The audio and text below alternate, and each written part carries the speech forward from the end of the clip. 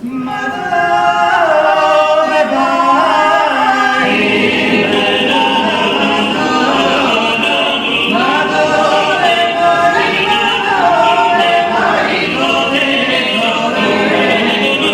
Io vado a sposo, ricevete la figlia, la figlia, la